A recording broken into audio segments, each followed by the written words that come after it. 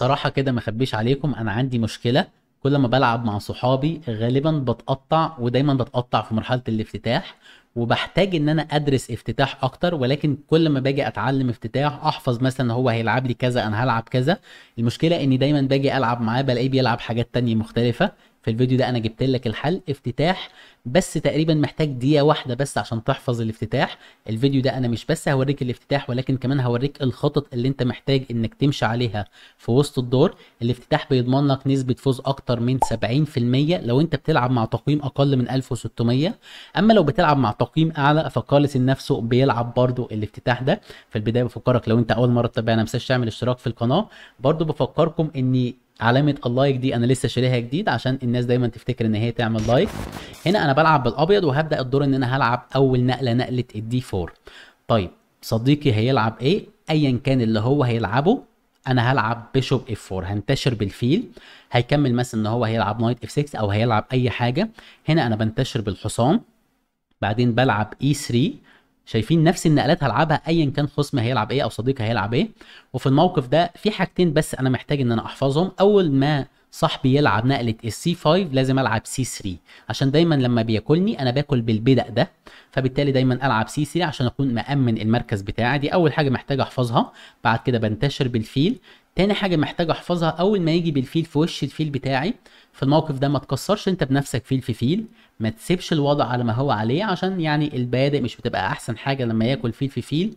ولكن في الموقف ده انا برجع بالفيل. هما دول بس الحاجتين اللي انت محتاج تحفظهم.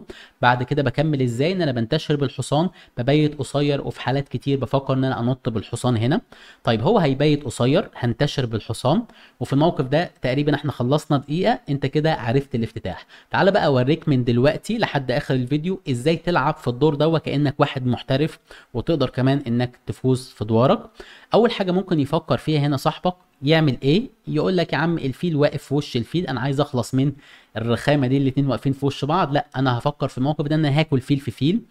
ولكن اللي ما خدش باله منه صاحبك هنا ان انت لسه مبيتش، فبالتالي انت بتاكل بالبدأ ده. كده انت فتحت للرخ، وطبعا في فيل هنا بيهاجم. الموقف يبان ان لسه مفيش هجوم خطير، وان هنا افضل نقله للابيض ان هو مازال ان هو يبيت قصير. ولكن هتبص دلوقتي هتلاقي ان الهجوم طلع من ولا حاجه وبقى فيه هجوم قوي للابيض. هيكمل هنا مثلا الاسود ان هو هيلعب اتش 6. هيقول لك يا عم بمنع ان الحصان ينط هنا، بدافع اكتر عن البيدق بتاعي، وفي نفس الوقت بحرر الحصان عن حمايه البيدق عشان لو استخدمت الحصان ده في اي مهمه تاني. بتكمل هنا هجوم على طول، وبتنط بالحصان بتاعك في مركز الرقعه. حصانك هنا قوي جدا. وفي نفس الوقت هو الحصان ده بيبقى بالنسبه له حصان رخم، فبيفكر ان هو ياكل حصان في حصان. ساعتها انت بتاكل بالبيدق، وهنا البيدق ده بقى قطعه هجوميه، لانه بيطرد اهم قطعه دفاعيه اللي هي الحصان. بيضطر ان هو يمشي بالحصان، ويقول لك يا عم انت عندك بدأ ضعيف، انا هبدأ ان انا اضغط على البدأ ده بالحصان وبالوزير. فبتفكر انك تخرج بالوزير تدافع عن البيدق. وهنا في نقلة واحدة بس انت بقيت بتهاجم على ملك خصمك اللي هو ما عندوش ولا قطعة تدافع عنه، بأقوى قطعتين هجوميتين اللي هو الوزير والطابية. طبعا لو فكر ان هو يجي بالوزير يضغط تاني على البيدق، فانا بلعب اف 4. ولو فكر في الموقف ده يمكن افضل نقله انه يلعب اف 5، انه يحاول بسرعه ان هو يقفل الوتر ده. لو اتاخر في حاجه زي كده مثلا ولعب اي حاجه زي مثلا اي 6 او بي 5 وانتشر بالفيل، اي حاجه يلعبها انا بكمل في نفس الخطه بتاعتي، وهي اف 4 عشان ادعم المركز، جي 4 بعدين جي 5. طالب ان انا اكسر البدأ ده وافتح العمود ده. وفي وقت من الاوقات لو حسيت ان ملكي في خطر في المركز، على طول ببيت طويل ان شاء الله حتى اطلع بالملك واجي بالرخ واجوز ارخاخ والدور بيخلص. فبالتالي النقله الوحيده اللي ممكن شويه تلعب معاك ان هو يلعب اف 5 ويحاول ان هو من الاساس يقفل الوتر القوي ده. وفي الموقف ده انا ممكن افكر ان انا اكل بيدق في بيدق. ما زالت النقله دي كويسه بفكره ان انا ما زلت بفتح الوتر. هو لما زاح البيدق ده مع البدأ ده عمل حاجة اسمها ويك كولر كومبلكس أو سلسلة من المربعات الضعيفة. بياكل بالحصان، وهنا أنا باجي بالوزير وببدأ إن أنا ما زلت أضغط على الملك. دلوقتي أنا طالب إن أنا آكل رخ في بدأ لأن البدأ مربوط. فبالتالي لسه فيه هجوم قوي ليا، ولكن في الموقف ده بعد نقلة الاف 5 أنا أفضل إنك تلعب اف 4 تدافع عن البدأ بتاعك في المركز. يكمل ان هو يلعب اي حاجه وليكن مثلا A6، وهنا G4 وبدأ الهجوم يبقى قوي جدا. دلوقتي انا ضاغط ان انا اكل بيدق في بيدق. ياكل بالبيدق، باكل فيل في بيدق وهجوم قوي، فبيفكر ان هو ياكل بالبيدق. وهنا انا ممكن افكر ان انا اكل وزير في بيدق، طالب ان انا اكل رخ في بيدق، طالب ان انا اجي بالوزير من هنا.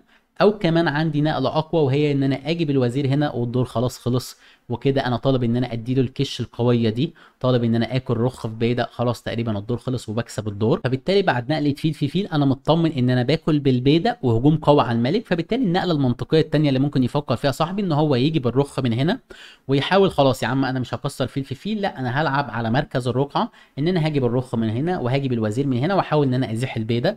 خلي بالك ان في الموقف ده ما يقدرش ان هو يزيح البيدق، لان المربع ده ممسوك بواحد اتنين تلاتة ومحمي بس بقطعتين، فبالتالي لو زاح البيدق هو بيخسر مباشره. انا باكل بالبيدق، طالب قطعه من الاثنين وبيخسر الدور. لا هو عشان يحضر النقله دي هو بيجي بالرخ الاول، زي ما قلت لك طالب يلعب كوين سي 7 او يلعب اي 5 مباشره. ولكن في الموقف ده انا بمنعه من الافكار الجميله اللي في دماغه دي، ان انا بلعب نايت اي 5 بنفسي، وكده خلاص انت ممنوع للابد انك تزيح البيدق. لو فكرت في الموقف ده انك تزود ضغط على الحصان، حاليا الحصان مطلوب بقطعتين ومحمي بقطعتين، فبتحاول انك تزود ضغط على الحصان، انك تلعب مثلا كوين سي 7، تيجي بالوزير تضغط اكتر على الحصان.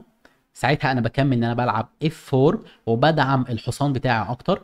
يوم ما تفكر انك تاكل حصان في حصان، باكل بالبيدق، هات قطعه من الاتنين، فبالتالي انت ما تقدرش انك تاكل حصان في حصان. ولو فكرت انك تاكل برضه فيل في حصان، فانا باكل بالبيدق، بطرد الحصان بتاعك وهو القطعه الوحيده اللي بتدافع عن الملك. بالاضافه ان انا عندي فيل في بيدق، عندي ان انا اجي بالوزير، عندي ان انا ابيت قصير، عندي هجوم قوي جدا. ففي الموقف ده النقله المتوقعه هنا للاسود ان هو يلعب نايت دي 7 ويحاول ان هو يطرد الحصان بكل الطرق، ان هو يمشي بالحصان ضاغط اكتر على الحصان بتاعك. ولكن الفكره الاساسيه من نقله النايت دي 7 ان هو عايز يلعب اف 6 ويطرد الحصان من مكانه. ساعتها انت مضطر بقى انك تاكل حصان في حصان، ولكن طبعا الكلام ده مش صح، لاني في الموقف ده برضو بدمر له الخطط بتاعته. ان انا باكل فيل في بيدق بكش ملك، ياكل بالملك، بمشي بالوزير بكش ملك، يمشي بالملك، باكل وزير في بيدق بكش ملك، يمشي بالملك. وهنا انا مش باكل الرخ مباشرة، ولكن برجع الاول بكش ملك، يمشي بالملك، باكل الرخ بكش ملك. وفي الموقف ده انا اوريدي كسبان رخ وبدقين، مقابل هو معاه فيل، بالاضافه ان لسه فيه هجوم قوي، فبالتالي خلاص انا بكسب الدور. فهنا النقله المنطقيه ان هو مش انه يرجع بالحصان ويحاول ان هو يلعب اف 6، لانه هو هيموت قبل ما يعمل الكلام ده. ولكن النقله المنطقيه انه يفكر ان هو خلاص يا عم انت حطيت حصانك هنا، ربنا يسامحك، انا هكمل انتشار بباقي القطع. المشكله ان الفيل هنا مش احسن حاجه، لا انا هلعب بي 6 وهحاول ان انا انتشر بالفيل من هنا. بتكمل في الموقف ده انك بتبيت قصير. الخطه بتاعتي واضحه جدا، زي ما قلت لك انا بنتشر بكل القطع. لما بيجي يطلب هنا بلعب اف 4، بعدين بكمل انتشار. هتشوف دلوقتي الهجوم ازاي بيتبني ويبقى قوي جدا. بيشوب بي 7 بينتشر بالفيل. في الموقف ده لما نيجي نبص على القطع هتلاقي ان حصاني واقف في مكان كويس، الرخ كمان مفتوح لها، وزيري في وقت من الاوقات بيخش ان هو بيلعب كده او كده، او ان انا باجي بالوزير هنا او هنا. حصاني جاهز ان هو ينط في المربعات دي. ولكن في قطعة شوية مش احسن حاجة، وهي الفيل بتاعي. الفيل بتاعي بشكل غير مباشر بيدافع عن الحصان، ولكن الحصان مش محتاج حماية، الحصان محمي اوريدي بقطعتين. في الموقف ده انا بلعب نقلة قوية، وهي نقلة البيشوب اتش 4، باجي بالفيل ضاغط على الحصان بتاعه، بقول له هات الحصان. فبالتالي في الموقف ده بيفكر هنا الاسود ان هو يقول لك يا عم خلاص انت طالب الحصان، انا مش هرجع بقطعه من قطعي عشان ما ارجعش لورا، ولكن انا همشي بالحصان وبنفذ الفكره القديمه ان انا عايز العب اف 6 واطرد الحصان من مكانه. المشكله ان في النقله دي برضو الخطه دي مش بتنجح، لاني بنفذ نفس التهديد اللي شفناه من شويه، ان انا باكل فيل في بيدق، بالرغم ان هنا خلي بالكم الرخ محميه بالرخ، ولكن ما زالت النقله دي بتنجح في كتير من الاحيان. ان انا بمشي بالوزير بكش ملك، وزير في بيدق بكش ملك.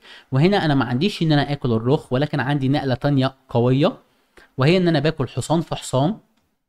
طبعا مانع انك تيجي بالرخ تطلب وزيري، فبالتالي وزيري في امان.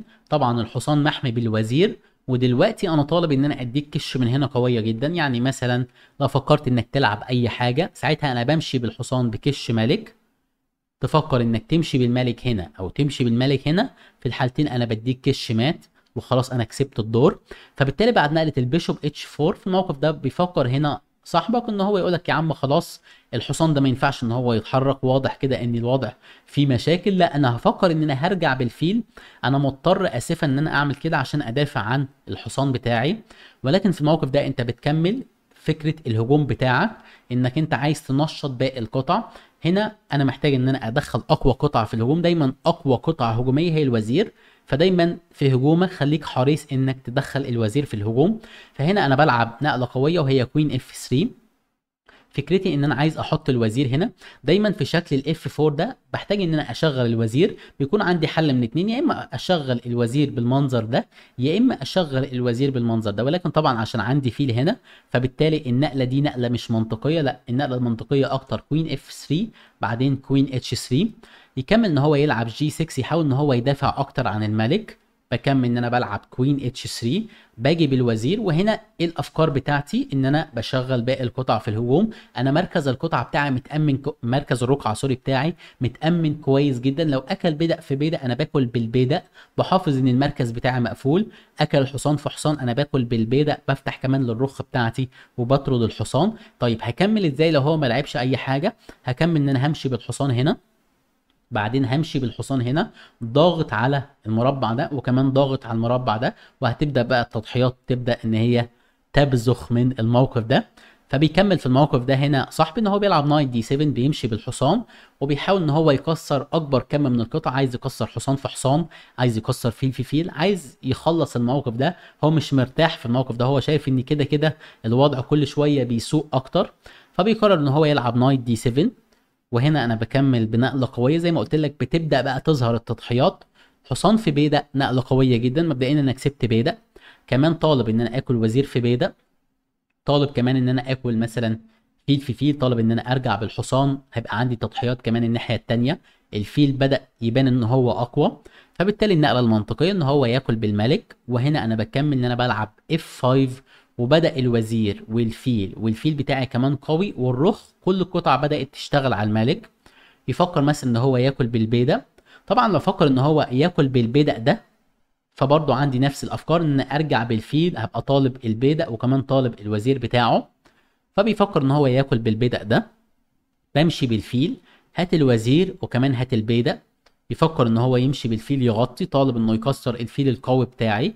باكل وزير في بيدق بكش ملك، يمشي بالملك. فيل في بيدق، طالب ان انا امشي بالفيل بكش بالكشف. فبيفكر ان هو ياكل، وساعتها انا باكل بالرخ والكش دي قاتله، لانك بتفكر انك تغطي بالحصان اجباري. باكل الحصان، تغطي بالوزير اجباري وبعدين بديك كش مات. فبالتالي برضه بتخسر الدور. يبقى اذا فكره انه يجي بالرخ ويحاول انه يجي بالوزير ويلعب الاي 5، الفكره دي ما بتنجحش. لاني اول ما بتيجي بالرخ انا بنط لك بالحصان اف 4 ببيت، وفي الوقت المناسب باجي بالفيل من هنا. بعدين ببدا ان انا اشغل الوزير بتاعي، بلف بالحصان هجوم قوي جدا. فبالتالي ممكن يفكر في الموقف ده الاسود ان هو يلعب نقلات مختلفه زي مثلا نقله البي 6. يقول لك يا عم خلاص يا عم انت راجل قوي، انا مش هاكل فيل في فيل عشان ما افتحش على الملك بتاعي، مش هاجي بالرخ عشان احضر الاي 5 لان الفكره دي ما بتنجحش اصلا. ولكن انا هلعب البي 6، عايز انتشر بالفيل واحده واحده كده وبنلعب شطرنج عادي. المشكله ان نقله البي 6 عملت اضعاف قوي جدا وهو الوتر ده.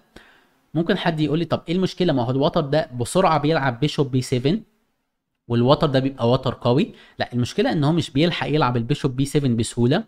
في الموقف ده على طول انا بلعب اي 4 نقله قويه. فكره الاي 4 ان انا عايز العب دلوقتي اي 5، هبقى طالب الحصان وطالب الفيل، فساعتها هتضطر انك تخسر قطعه.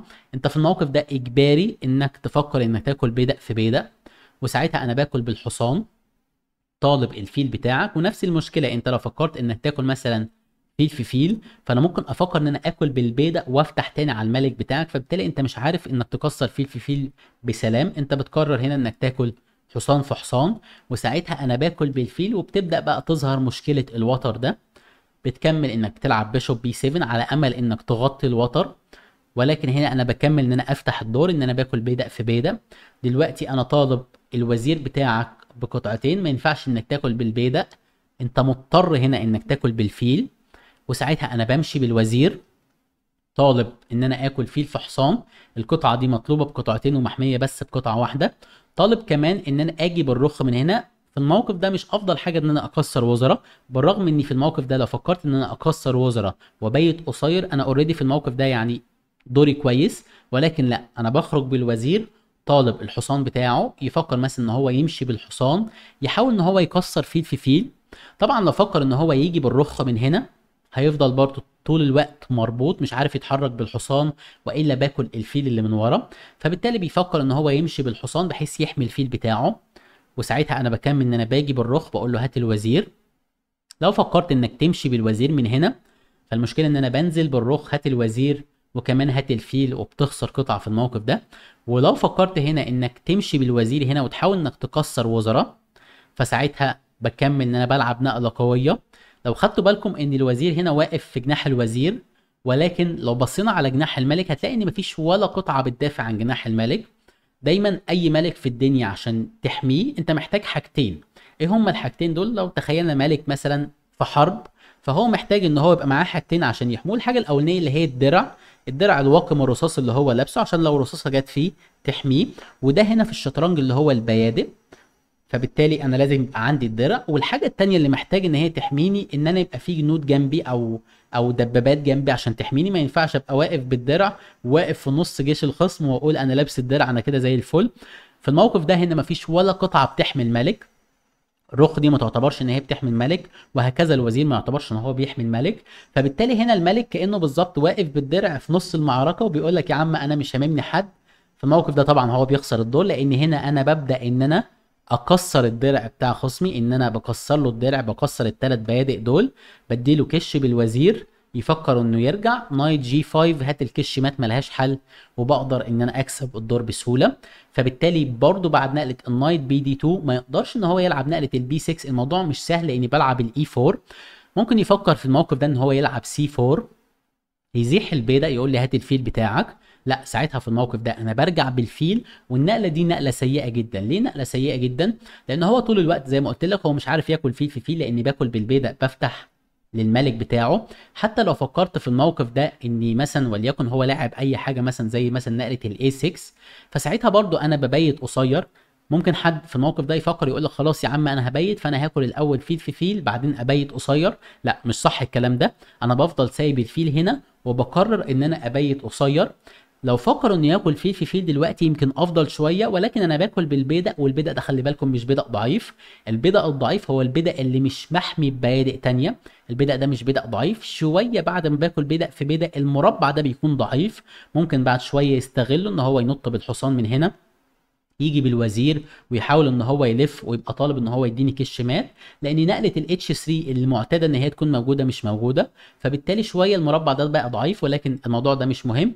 المشكله انه لما لعب نقله السي 4، النقله دي مش حلوه. ليه؟ لان دلوقتي انا باجي بالرخ باجي بالوزير، نقله الاي 4 بقت قويه. يعني مثلا دلوقتي النقل على الاسود هيلعب مثلا بي 5، ساعتها انا باجي بالرخ يلعب مثلا بيشوب بي 7، وهنا بقى بتبدا تظهر المشكله ان انا بلعب دلوقتي اي 4. كان زمان عندك البيدق في مربع السي 5 عامل ضغط شويه على مركز الرقعه، فبالتالي الاي 4 ما كانتش سهله. ولكن دلوقتي عشان انت زحت البيدق بقت الاي 4 نقله قويه جدا. المشكله انك مش عارف تستنى، لو لعبت اي حاجه ساعتها انا بزيح البيدق، بطرد الحصان بتاعك. معايا طبعا افضليه قويه جدا في المركز، وطبعا معايا هجوم قوي. بفكر بقى ان انا اطلع بالوزير وابدا ان انا اكمل هجوم على الملك. ان شاء الله حتى في الموقف ده افكر ان انا اطلع بالملك، اجي بالرخ وارجع تاني بالملك واحط الرخ في العمود القوي ده. كل دي افكار هجوميه لان معايا عمود هنا قوي. ولو فكر في الموقف ده ان هو مثلا ياكل، يعني ما لعبش مثلا النقله دي وان هو ياكل، فساعتها انا باكل بالفيل، وبرده معايا موقف قوي جدا في المركز. لو البيدق واقف في مربع السي 5 كان ساعتها هيبقى لسه في ضغط على البيدق، ولكن عشان زحت البيدق لا، انا المركز بتاعي متامن كويس جدا. ممكن افكر بعد شويه ان انا العب كوين سي 2، ان انا اجي بالرخ من هنا، او حتى ان انا العب روك اي 3 كوين اي 2 روك اي 1، ان انا اعمل تريبل في العمود ده. فبالتالي معايا فرص كتير هجوميه. لو خصمي في الموقف ده فكر ان هو يلعب نقله السي 4، طيب معنى كده ان برضه نقله السي 4 النقله دي مش كويسه. طيب لو فكر خصمي في الموقف ده او صديقي ايا كان ان هو ياكل بيدق في بيدق، اكمل ان انا اكل بالبيدق ده ولا ان انا اكل بالبيدق ده؟ لا، الصح ان انا اكل بالبيدق ده واوصل لشكل غير متشابه. يعني لو كلت بالبيدق ده المشكله طبعا ان هو بينط بالحصان يبقى طالب الفيل بتاعي، فبضطر ان انا ارجع بالفيل. طبعا في الموقف ده مش معايا تفوق، ولكن طبعا الاسود برضو معهوش تفوق. لا، انا عشان العب على تفوق الصح ان انا اكل بالبدأ ده. وهنا انا بحاول بقى ان انا استغل العمود اللي اتفتح ده بقى نص مفتوح. طبعا طول الوقت لو فكر انه ياكل انا باكل بالبيدق، ولو لعب اي حاجه زي مثلا نقله البي 6 فساعتها انا ببيت قصير برضو، مش خايف انه ياكل فيل في فيل. انا باكل بالبيدق ناحيه مركز الرقعه، ما عنديش اي مشكله. يكمل مثلا ان هو يلعب بيشوب بي 7، كوين اي 2، روك سي 8، وهنا انا بلعب نايت اي 5، وببدا ان انا ابني هجوم بتاعي في مركز الرقعه. بعد شويه ممكن افكر ان انا اجي بالرخ من هنا، ممكن افكر ان انا اجي بالرخ من هنا، او حتى ممكن افكر ان انا ارجع للافكار القديمه ان انا العب اف 4 واجي بالرخ دي من هنا، واجي بالفيل من هنا، لان ساعتها بعد نقله الاف 4 الفيل بيبقى وحش. فبفكر ان انا الف الفيل من هنا، الف الحصان، افكر ان انا الف الحصان. كل دي افكار هجوميه بعد ما الحصان بينط في مربع الاي 5. طيب دلوقتي انا عرفت ان انا احل مشكلتي بالابيض، ان انا ما عنديش وقت، محتاج ان انا العب افتتاح قوي وما عنديش وقت ان انا ادرس افتتاح. جبت لك الحل، ولكن انا عندي نفس المشكله بالاسود.